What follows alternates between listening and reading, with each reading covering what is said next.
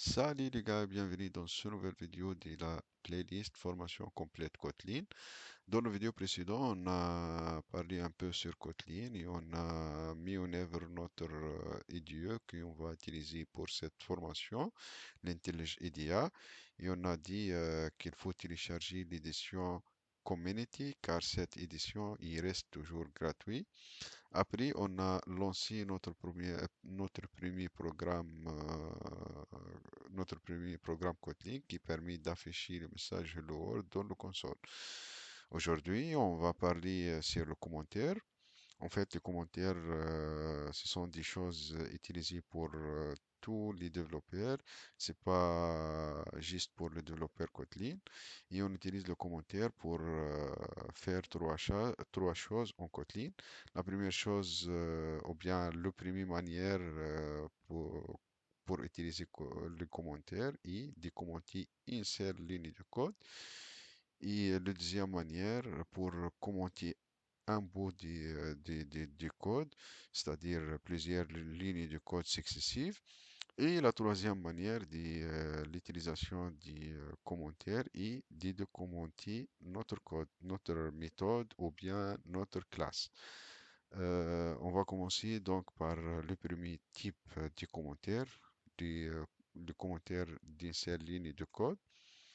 En fait, on utilise ce type de commentaire pour, par exemple, expliquer le fonctionnement d'une ligne de code, pardon, et on met le commentaire juste avant cette ligne de code.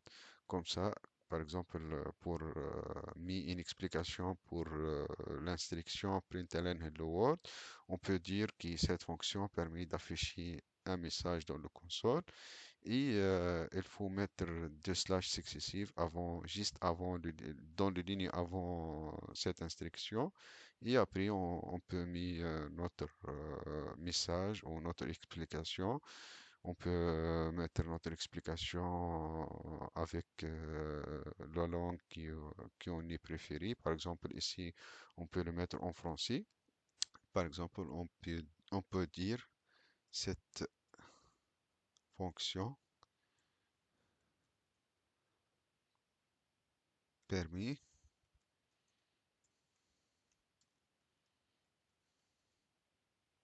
un message. Et voilà donc, comme ça, on a ajouté notre commentaire juste avant cette ligne de code qui va expliquer le fonctionnement de cette ligne de code.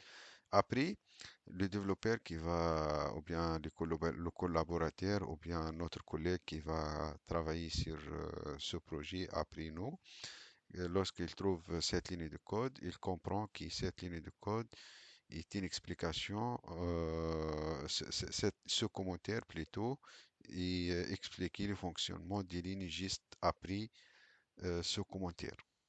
Voilà donc. Le deuxième type de commentaire est de commenter un bout de ligne de code. Par exemple, imaginons ici qu'on a après le println Hello World, on a par exemple plusieurs lignes de code ou plusieurs instructions. Et pour commenter ce bout de code on n'est pas qui on n'est pas besoin pour le moment pour cette exécution par exemple, on peut utiliser le slash étoile pour commencer le commentaire. Après, par exemple, on a ici 10 lignes de code. On va mettre à la fin des lignes de code étoile après slash. Et comme ça, on a commenté tous les codes entre ces deux symboles. Et voilà, donc ce deuxième type utilisé généralement pour désactiver le fonctionnement du code. Voilà.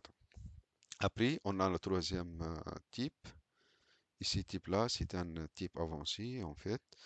On utilise ce type-là pour décrire le fonctionnement d'une méthode ou bien pour expliquer le structure d'une classe. Les méthodes et les classes, ce sont des choses avancées. C'est pour cela on ne peut pas parler en détail sur cette chose-là.